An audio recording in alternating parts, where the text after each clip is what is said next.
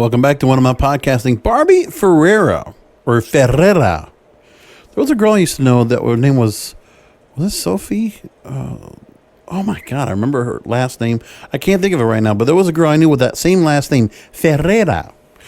She's fighting against fat shaming in Hollywood.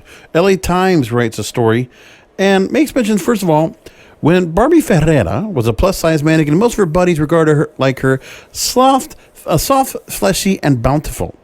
She was part of a bunch of textual content chain, the Fat Agenda, whose members labeled themselves as the Fats in Fashion.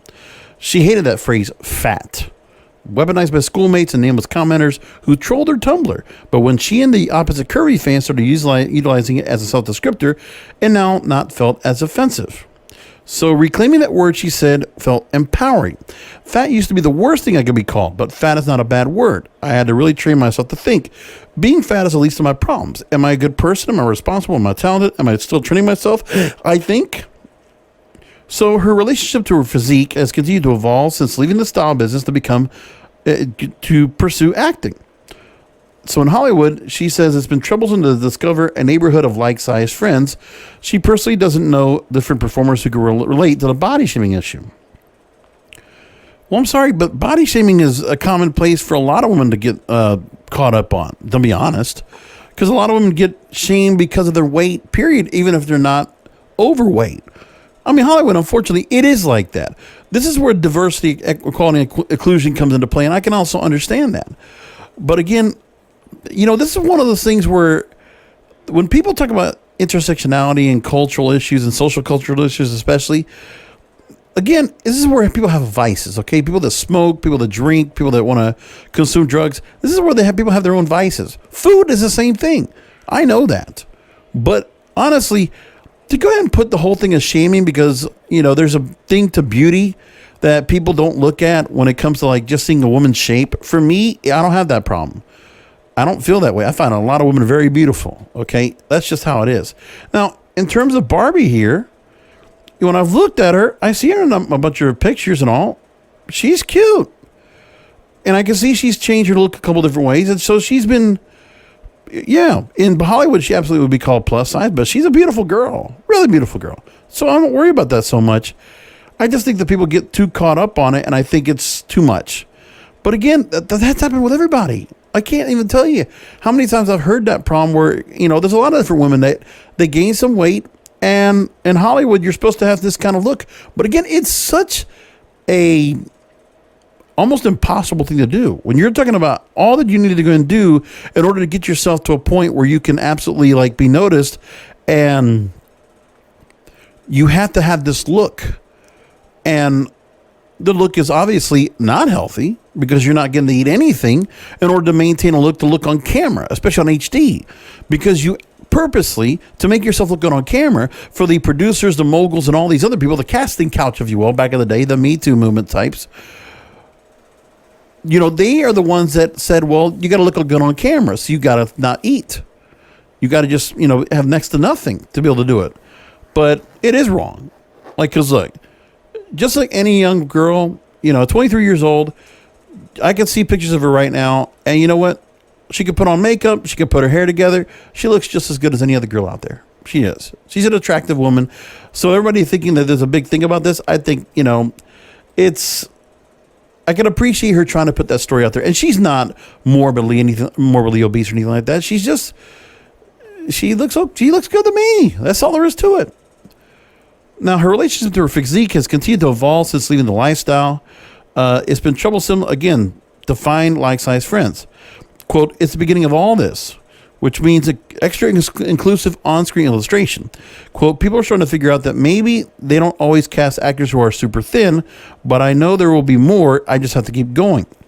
Now, she appears on the HBO series Euphoria, which launched Ferreira to a wider viewer's final 12 months.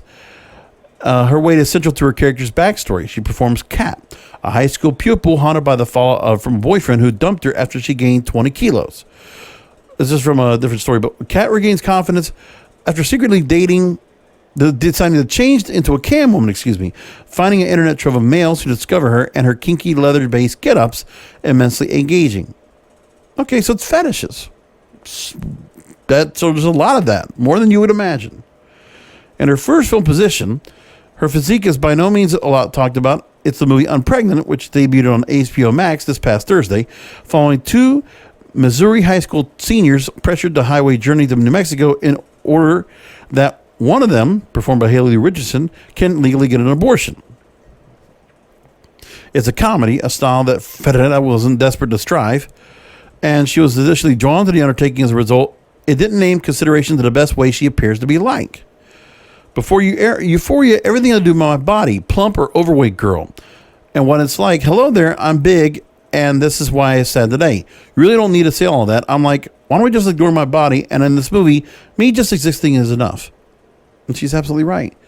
But then again, you know, it's also the conditioning from Hollywood to the public that they need to be able to see beautiful people on their screens, television or movies, and for God's sake, if there's anybody who looks a little bit over, then there's something wrong. But we want, in some cases, you know, this is where the idea of that we don't need to see everyday people on our screen, and that's the intent, which I don't know if it makes a big difference or not.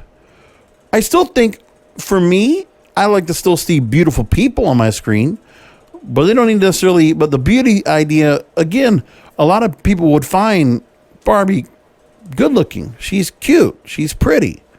She's attractive. To me, anyway. And I'm pretty sure there's a lot of other guys that feel the same way. And plus, if we're watching on TV or movies, we're not necessarily expressing anything, but we are admiring her from afar, quietly probably, because there's a lot of guys who will not say that they are interested in girls that are a little bit thicker or plus size, which I never care for the name plus size in the first place.